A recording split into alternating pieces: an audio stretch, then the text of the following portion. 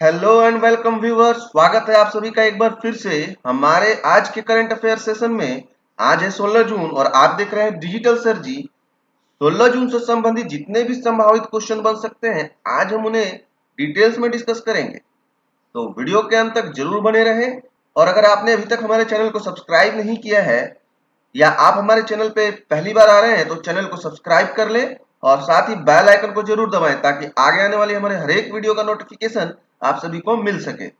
Friends, आज के session का जो क्वेश्चन का पीडीएफ लिंक है वो आपको वीडियो के नीचे डिस्क्रिप्शन बॉक्स में मिल जाएगा।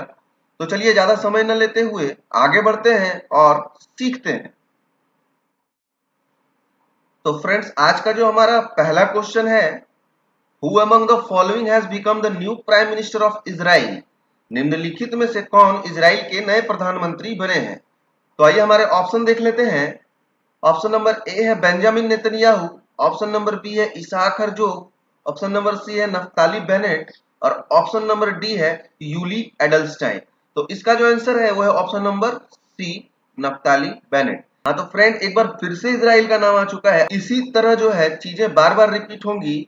मैं बार बार बोलता हूँ, आपको चीजों को रटने की जरूरत नहीं है, आप बस वीडियो को पूरा देखिए और वीडियो को एंजॉय करिए। चलिए बढ़ते हैं आगे के डिटेल्स में और समझते हैं इजराइल के बारे में। तो फ्रेंड्स, जैसा कि आप अभी देख पा रहे हैं, ये जो है वर्ल्ड मैप है और यहाँ जो ये रेड कलर का छोटा सा एरिया आप देख पा रहे हैं, देखिए यहाँ जूम करके दिखाया हुआ है। ये जो एरिया है ये है इजराइल। ओके, और यहाँ जो आप अभी ये राइट साइड में ये जो तस्वीर देख रहे हैं, यही अभी नवनिर्वाचित नए प्राइम मिनिस्टर बने हैं इजराइल के। क्लियर है? चलिए आइए यहाँ देखते हैं। इनसे पहले जो थे, ये जो आप अभी लेफ्ट में तस्वीर देख रहे हैं, ये है बेंजामिन नेतन्याहू। ये इनसे पहले थे, मतलब इन्हीं को रिप्लेस करके, बेंजामिन नेतन्याहू को रिप्लेस करके अभी नए प्राइम मिनिस्टर बने हैं नफ्ताली बेनेट। क्लियर है यहाँ तक? और इजराइल के जो प्राइम मिनिस्टर प्रेसिडेंट हैं वो है इसहाक हर्जोग। ये भी अभी नए निर्वाचित हुए हैं। ये इन्होंने लिया है रूवेन रिवलिन का स्थान, मतलब रूवेन रिवलिन के स्थान पे अभी नए प्रेसिडेंट बने इसहाक हर्जोग। और प्राइम मिनिस्टर जो है बेंजामिन नेतन्याहू के स्थान पे नए प्राइम मिनिस्टर बने हैं नफ्ताली बेनेट। और इजराइल का जो कैपिटल है वो है जेरूसलेम। क्लियर है? और इजराइल की जो मुद्रा है, इजराइल की जो करेंसी है वो है इजरायली शेकेल। यहां तक क्लियर है? और यहाँ जो आप नीचे ये जो आप फ्लैग देख रहे हैं, ये इजराइल का फ्लैग है जिसके बीच में स्टार बना हुआ है और ऊपर में ब्लू कलर की ये पट्टी और नीचे में भी एक ब्लू कलर की पट्टी है और पीछे का जो बैकग्राउंड है वो है व्हाइट। यहां तक क्लियर है? चलिए बढ़ते हैं हम हमारे अगले प्रश्न की ओर। फ्रेंड्स, हमारा अगला क्वेश्चन है, विच of the following state will present its own version of the Bharat Ratna and the Padma award from the next year? निम्नलिखित में से कौन सा राज्य अगले वर्ष से भारत रत्न और पद्म पुरस्कार के अपने संस्करण प्रस्तुत करेगा? तो चलिए पहले क्वेश्चन को ठीक से समझ लेते हैं। नीचे जो ऑप्शन दिए हुए हैं उनमें से कौन सा स्टेट है जो भारत रत्न और पद्म अवार्ड का अपना नया संस्करण, मतलब कि स्टेट लेवल पे भारत रत्न और पद्म अवार्ड लाने का पेशकश करेगा। ठीक है, चलिए देखते हैं हमारे ऑप्शंस। हमारा ऑप्शन ए है बिहार, ऑप्शन बी है असम, ऑप्शन सी है तमिलनाडु और ऑप्शन डी है उड़ीसा। तो इसका जो आंसर है वो है हमारा ऑप्शन नंबर बी, असम। तो फ्रेंड देखिए, एक बार फिर से असम का नाम आ चुका है। चलिए असम को डिस्कस करते हैं डिटेल्स में, और ये जो पुरस्कार है, किस तरह का पुरस्कार लाएगा असम, उसके बारे में डिटेल से जानते हैं। तो फ्रेंड, जैसा कि आप अभी यहाँ पे इंडिया का ये जो मैप देख रहे हैं, ये जो पूरा रेड कलर का एरिया है, ये है असम स्टेट। और इसका जो फॉर्मेशन हुआ था वो हुआ था 26 जनवरी 1950 को। और असम की जो कैपिटल है वो है दिसपुर और जिलों की कुल संख्या है 33। और यहाँ विधानसभा जो सीटों की संख्या है वो है 126 और टोटल राज्यसभा सीट है 7 और लोकसभा सीटों की संख्या है 14। क्लियर है यहाँ तक? यहाँ पे जो आप अभी ये तस्वीर देख रहे हैं लेफ्ट साइड में नीचे, ये है असम के चीफ मिनिस्टर हिमंता बिस्वा शर्मा। और यहाँ जो आप राइट साइड में ये जो तस्वीर देख पा रहे हैं, ये है असम के गवर्नर जगदीश मुखी। क्लियर है दोस्तों? चलिए बढ़ते हैं आगे की डिटेल्स की ओर। स्टेट के द्वारा जो पुरस्कार दिए जाएंगे उसके बारे में कुछ डिटेल्स उसे जानते हैं। कैबिनेट ने अन्य नागरिक सम्मानों की भी स्थापना की, जैसे कि हर साल 3 व्यक्तियों को असम विभूषण, असम विभूषण कितने लोगों को दिया जाएगा? 3 व्यक्तियों। 5 को असम भूषण, असम भूषण, और 10 लोगों को असम श्री प्रदान किया जाना है। इन 4 पुरस्कारों में क्रमशः 5 लाख, 3 लाख और 2 लाख रुपए, 5 लाख, 3 लाख, 2 लाख और 1 लाख रुपए की नकद पुरस्कार राशि शामिल होगी। यहां तक क्लियर है? चलिए बढ़ते हैं हम हमारे अगले प्रश्न की ओर। तो फ्रेंड्स, हमारा नेक्स्ट क्वेश्चन है, who among the following has chaired the IAMAI's grievance redressal board GRB? निम्नलिखित में से कौन IAMAI के शिकायत निवारण बोर्ड GRB की अध्यक्षता करेंगे? आइए हमारे ऑप्शन देख लेते हैं। ऑप्शन ए है justice AK Sikri, option B है justice Ranjan Gogoi, option C है justice V Ramasubramanian, option D है जस्टिस HL दत्तू। तो इसका जो आंसर है वो हमारा option number A justice AK Sikri. आइए समझते हैं इस क्वेश्चन को डिटेल्स में। तो फ्रेंड्स, आइए जो बोर्ड बनाया गया है ग्रीवियंस रिड्रेसल बोर्ड, उसके बारे में कुछ डिटेल से उसे पहले समझते हैं। तो यहाँ है, शिकायत निवारण बोर्ड का लक्ष्य सामग्री की शिकायतों पर स्वतंत्र निर्णय प्रदान करना होगा। फिर है, GRB के सदस्यों में मीडिया और मनोरंजन उद्योग की प्रमुख हस्तियां, ऑनलाइन क्यूरेटेड सामग्री प्रदाता, विभिन्न क्षेत्रों के विशेषज्ञ जिनमें बाल अधिकार, महिला अधिकार और मीडिया कानून शामिल है। नेक्स्ट है, शिकायत निवारण बोर्ड में राष्ट्रीय पुरस्कार विजेता अभिनेत्री सुहासिनी मणिरत्नम, मधु भोजवानी, भारतीय फिल्म निर्माता और MA एंटरटेनमेंट और मोशन पिक्चर्स में पार्टनर गोपाल जैन, वरिष्ठ अधिवक्ता भारत के सर्वोच्च न्यायालय, और डॉक्टर रंजना कुमारी, प्रख्यात सिविल सोसाइटी प्रतिनिधि शामिल हैं, जो वर्तमान में सेंटर फॉर सोशल रिसर्च के निदेशक और महिला पावर कनेक्ट की अध्यक्ष के रूप में कार्य करती हैं।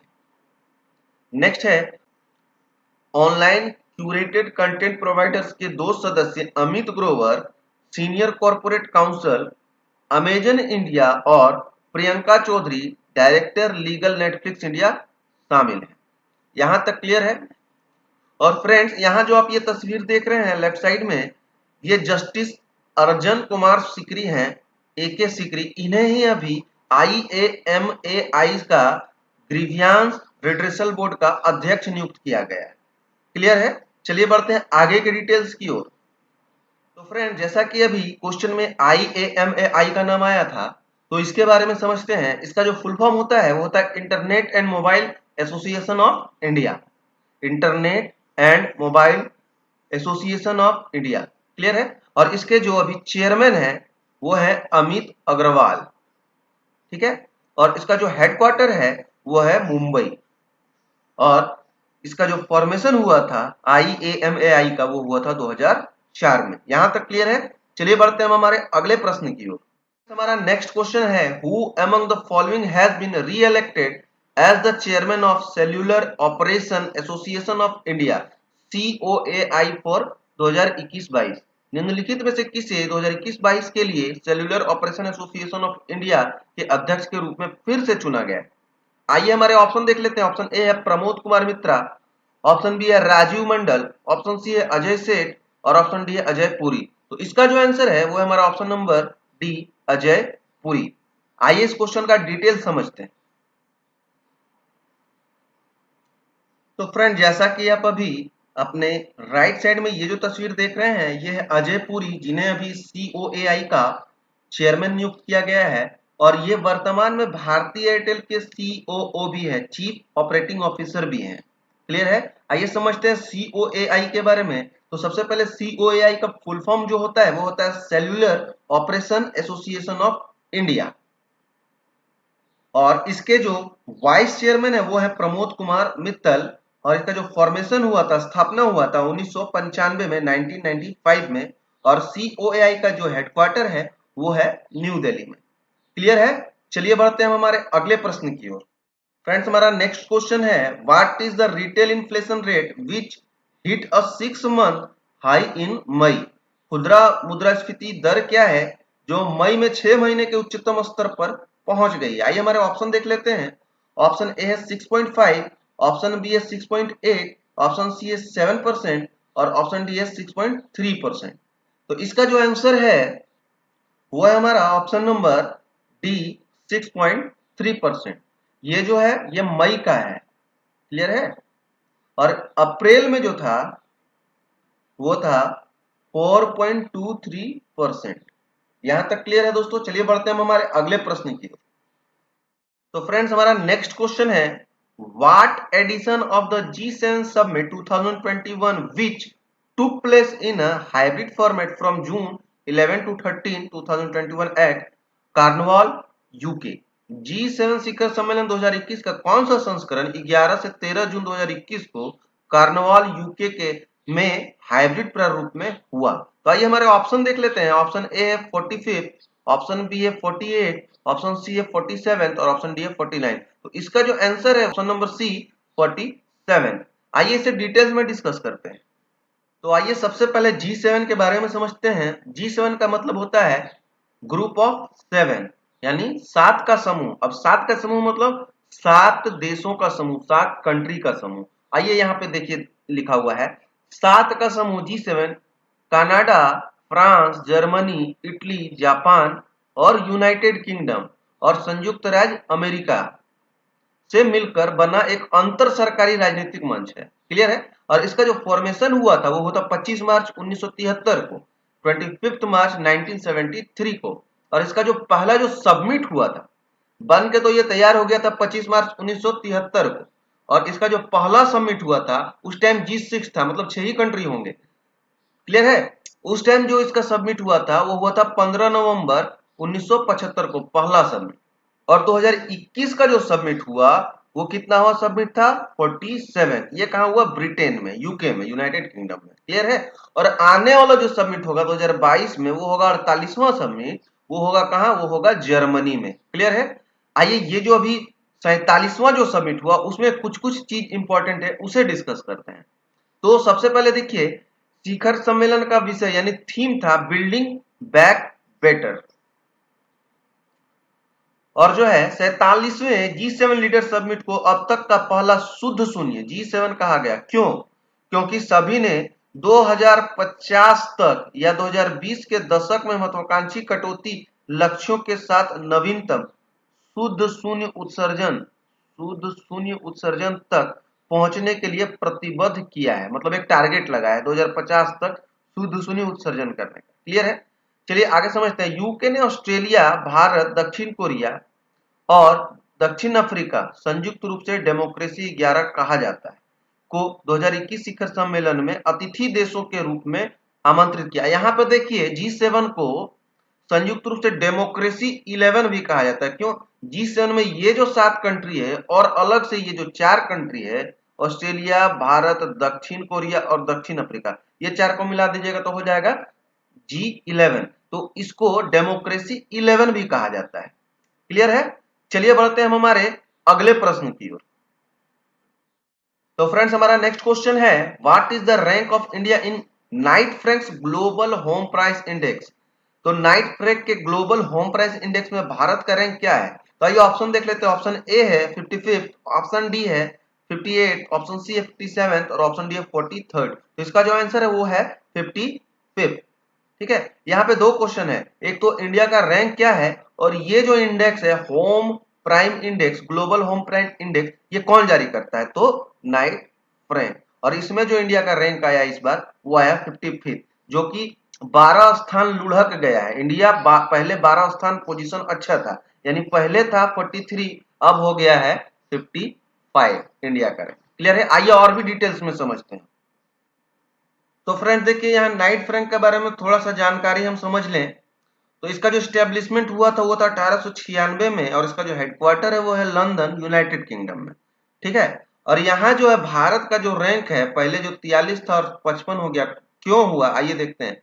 भारत घरेलू कीमतों में साल दर साल 1.6% की गिरावट के साथ Q1 2020 में 43वें रैंक के मुकाबले Q1 2021 में भारत की वैश्विक घरेलू मूल्य सूचकांक में 12 स्थानों की गिरावट के साथ 55वें स्थान पर आ गया है, ठीक है। तो आगे देख लेते हैं। Global home price index London स्थित नाइट फ्रैंक द्वारा तैयार किया गया है, जो 56 देशों में आवास की कीमतों पर नजर रखता है। सालाना रैंकिंग में तुर्की 32% की बढ़ोतरी के साथ शीर्ष पर, रैंक 1 में कौन है? तो तुर्की है, ठीक है, पर बना हुआ है। इसके बाद न्यूजीलैंड का स्थान है, यानी दूसरे स्थान पे कौन है?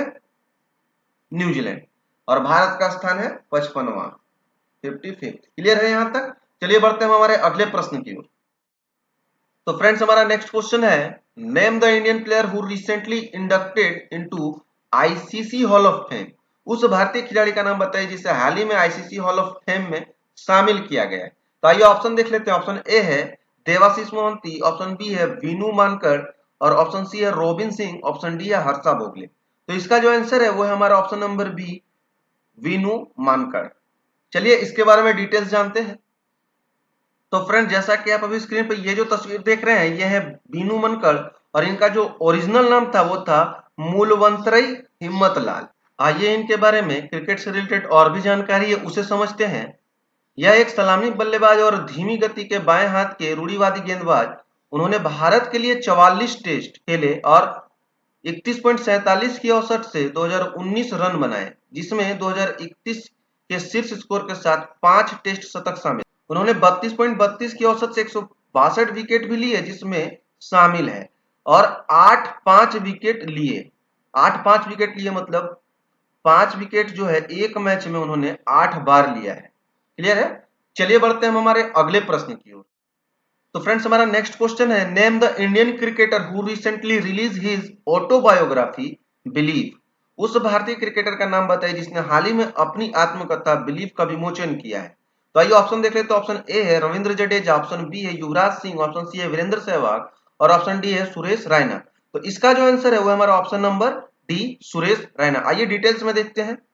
तो फ्रेंड्स यहाँ जो तस्वीर आप देख रहे हैं स्क्रीन पर, ये है इंडियन क्रिकेटर सुरेश रैना, और ये बाएं हाथ के बल्लेबाज हैं, और वर्तमान में ये आईपीएल में चेन्नई सुपर किंग्स की तरफ से खेलते हैं। फ्रेंड्स यहाँ जो आप अभी एक बुक की प्रति देख रहे हैं ये है इन्हीं की ऑटोबायोग्राफी बिलीव। क्लियर है? आइए इस बुक में इन्होंने क्या क्या डिस्कस किया है उसे समझते हैं। क्रिकेटर ने अपने क्रिकेट करियर की एक झलक साझा की जिसमें सफलता, असफलता, चोट, झटके और वह इसके शीर्ष पर कैसे आए। उन्होंने बताया कि कैसे बीसीसीआई, वरिष्ठ खिलाड़ियों और एयर इंडिया के छात्रवृत्ति ने उन्हें छात्र जीवन के दौरान एक क्रिकेटर के रूप में विकसित होने में मदद की। फिर है उन्होंने यह भी खुलासा किया कि दक्षिण अफ्रीका के पूर्व महान जॉन टी रोड्स द्वारा भारत में सर्वश्रेष्ठ फील्डर के रूप में नामित होना बहुत अच्छा था, और युवराज सिंह, मोहम्मद कैफ, गौतम गंभीर, राहुल द्रविड़ के जैसे खेलने के अनुभव से सीखा। पुस्तक में उन्होंने आशा, प्रेम, काम और सौहार्द के महत्व को बताया जिसने उन्हें दुनिया के सबसे सम्मानित सफेद गेंद वाले बल्लेबाजों में से एक बना दिया। ये सब चीजें इनके बुक में डिस्कस की गई हैं। तो चलिए बढ़ते हैं हम हमारे अगले प्रश्न की ओर। तो फ्रेंड्स हमारा नेक्स्ट क्वेश्चन है, who among the following has won the ICC player of the month award for May. निम्नलिखित में से किसने मई के लिए आईसीसी का player of the month award जीता है। तो आइए हमारे ऑप्शन देख लेते हैं। ऑप्शन ए है कैथरीन ब्राइस, ऑप्शन बी है मुश्फिकुर रहीम, ऑप्शन सी है नेथन लायन, और ऑप्शन डी है ए एंड बी बोथ। तो इसका जो आंसर है वो है option number D, A and B both, यानी कतराइन ब्राइस भी और मुश्फिकुर रहीम भी। ये जो कतराइन ब्राइस हैं ये स्कॉटलैंड क्रिकेट टीम की महिला क्रिकेटर हैं, और ये जो मुश्फिकुर रहीम है ये बांग्लादेश क्रिकेट टीम के पुरुष क्रिकेटर हैं। यहां तक क्लियर है? चलिए बढ़ते हैं हम हमारे अगले क्वेश्चन की ओर। हमारा नेक्स्ट क्वेश्चन है, who among the following has won the Gelfand challenge chess title. निम्नलिखित में से किसने गेलफैंड चैलेंज शतरंज का खिताब जीता है। तो हमारे ऑप्शन हैं, option A Viswanathan Anand, option B D Gukesh, option C Jeffrey Hobbs, और ऑप्शन डी प्रज्ञानंदा। तो इसका जो आंसर है वो हमारा option number B, D Gukesh. इन्होंने ही अभी गेलफैंड चैलेंज शतरंज टाइटल अपने नाम किया है। क्लियर है? और इन्होंने किनको हराया? तो ऑप्शन नंबर डी में जो है प्रज्ञानंदा, इन्हीं को हरा के अभी इन्होंने गेलफैंड चैलेंज शतरंज का खिताब अपने नाम किया है। क्लियर है यहां तक? चलिए बढ़ते हैं हमारे अगले प्रश्न की ओर। हमारा नेक्स्ट क्वेश्चन है, Nirmal Milkha Singh passed away recently, she belong to which of the following game. Nirmal Milkha Singh का हाल ही में निधन हो गया, वह निम्नलिखित में से किस खेल से संबंधित थे। आइए हमारे ऑप्शन देख लेते हैं। ऑप्शन ए है टेबल टेनिस, ऑप्शन बी है स्प्रिंटर, ऑप्शन सी है वॉलीबॉल, और ऑप्शन डी है बास्केटबॉल। तो इसका जो आंसर है वो हमारा ऑप्शन नंबर सी, वॉलीबॉल। आइए इस क्वेश्चन को डिटेल्स में जानते हैं। तो फ्रेंड्स, ये जो आप अभी स्क्रीन में तस्वीर देख पा रहे हैं दो लोगों की, यहाँ जो आप राइट में तस्वीर देख पा रहे हैं, ये है भारतीय धावक जो कि बहुत ही जाने माने और प्रख्यात धावक थे। इन्होंने बहुत सारे मेडल अपने नाम किए हैं। ये है मिल्खा सिंह, और इन्हीं की जो पत्नी है उनका नाम है निर्मल मिल्खा सिंह या निर्मल मिल्खा कौर। ओके, और ये जो आप लेफ्ट साइड में तस्वीर देख रहे हैं, यही है निर्मल मिल्खा कौर। ये पूर्व भारतीय महिला वॉलीबॉल टीम की कप्तान रह चुकी हैं। क्लियर है? इन्हीं का भी हाल ही में निधन हो गया है। चलिए आगे जानते हैं। पूर्व भारतीय महिला वॉलीबॉल टीम की कप्तान निर्मल मिल्खा कौर, जो स्प्रिंट लेजेंड मिल्खा सिंह को फ्लाइंग सिख के नाम से भी जाना जाता है। ओके, इनकी पत्नी थी का कोविड-19 संक्रमण के कारण निधन हो गया। निर्मल मिल्खा सिंह पंजाब सरकार में महिलाओं के लिए पूर्व खेल निदेशक भी रह चुकी है। यहां तक क्लियर है दोस्तों? चलिए बढ़ते हैं हम हमारे अगले प्रश्न की ओर। फ्रेंड्स, हमारा नेक्स्ट क्वेश्चन है, Sanchari Vijay has passed away recently, which of the following field he was belong. Sanchari Vijay का हाल ही में निधन हो गया है। वह निम्नलिखित में से किस क्षेत्र से संबंधित थे? आइए हमारे ऑप्शन देख लेते हैं। ऑप्शन ए है पॉलिटिशियन, ऑप्शन बी है फिल्म एक्टर, ऑप्शन सी है इकोनॉमिस्ट और ऑप्शन डी है सिंगर। तो इसका जो आंसर है वो है option number B, film actor. दोस्तों, संचारी विजय जो थे वो एक नेशनल अवार्ड विनर थे और कन्नड़ फिल्म एक्टर थे। क्लियर है? Kannada film actor. यहां तक क्लियर है? चलिए बढ़ते हैं हम हमारे अगले प्रश्न की ओर। फ्रेंड्स, हमारा नेक्स्ट क्वेश्चन है, Gottfried Boehm has passed away recently, which of the following field he was belong. Gottfried Boehm का हाल ही में निधन हो गया, वह निम्नलिखित में से किस क्षेत्र से संबंधित है? आइए हमारे ऑप्शन देख लेते हैं। ऑप्शन ए है पॉलिटिशियन, ऑप्शन बी है फिल्म एक्टर, ऑप्शन सी है आर्किटेक्ट और ऑप्शन डी है सिंगर। तो इसका जो आंसर है वो हमारा ऑप्शन नंबर सी, आर्किटेक्ट। दोस्तों, गॉटफ्रीड बोहम जो है वो जर्मनी के थे और ये फर्स्ट आर्किटेक्ट थे जर्मनी के जिन्हें प्रित्जर प्राइज से सम्मानित किया जा चुका है, और ये 101 वर्ष के थे, 101 ईयर के थे। क्लियर है? चलिए बढ़ते हैं हम हमारे अगले प्रश्न की ओर। तो फ्रेंड्स, हमारा नेक्स्ट क्वेश्चन है, in which of the following date World Elder Abuse Awareness Day is observe every year. निम्नलिखित में से किस तारीख को विश्व बुजुर्ग दुर्व्यवहार जागरूकता दिवस हर साल मनाया जाता है? तो आइए हमारे ऑप्शन देख लेते हैं। ऑप्शन ए है 14 जून, ऑप्शन बी है 15 जुलाई, ऑप्शन सी है 14 जुलाई और ऑप्शन डी है 15 जून। तो इसका जो आंसर है वो है हमारा ऑप्शन नंबर डी, 15 जून। आइए इस दिवस के बारे में डिटेल से समझते हैं। तो फ्रेंड्स, इस वर्ष world Elder Abuse Awareness day का जो थीम था वो था एक्सेस टू जस्टिस। यहां देखिए लिखा हुआ है एक्सेस टू जस्टिस। क्लियर है? आइए समझते हैं। विश्व बुजुर्ग दुर्व्यवहार जागरूकता दिवस, World Elder Abuse Awareness Day, हर साल 15 जून को विश्व स्तर पर मनाया जाता है। यह दिन बुजुर्ग लोगों के साथ दुर्व्यवहार और पीड़ा के विरोध में आवाज उठाने के लिए मनाया जाता है। इस दिन का मुख्य उद्देश्य दुनिया भर के समुदायों को बुजुर्गों के दुर्व्यवहार और उपेक्षा को प्रभावित करने वाली सांस्कृतिक, सामाजिक, आर्थिक और जनसांख्यिकी प्रतिक्रियाओं के बारे में जागरूकता पैदा करके दुर्व्यवहार और उपेक्षा की बेहतर समझ को बढ़ावा देने का अवसर प्रदान करना है। क्लियर है? International network for the prevention of Elder abuse, INPEA के अनुरोध के बाद संयुक्त राष्ट्र के संकल्प 66/127 को दरकिनार करते हुए दिसंबर 2011 में संयुक्त राष्ट्र महासभा द्वारा आधिकारिक तौर पर इस दिन को यानी 15 जून को मान्यता दी गई कि उस दिन world Elder Abuse Awareness day मनाया जाए। क्लियर है? तो फ्रेंड्स, आज का हमारा करंट अफेयर का सेशन यही समाप्त होता है। आपको आज के वीडियो की क्वेश्चन की PDF लिंक हमारे इस वीडियो के नीचे डिस्क्रिप्शन बॉक्स में मिल जाएगी। अगर आपको हमारा ये वीडियो पसंद आया है तो वीडियो को लाइक करें, ज्यादा से ज्यादा शेयर करें, कमेंट करें और चैनल को सब्सक्राइब करें, और साथ ही बेल आइकन को जरूर दबाएं ताकि आगे आने वाली हमारे हर एक वीडियो का नोटिफिकेशन आपको मिल सके। चलिए मिलते हैं हम हमारे 17 जून के करंट अफेयर सेशन में। तब तक के लिए सीखते रहिए और सिखाते रहिए।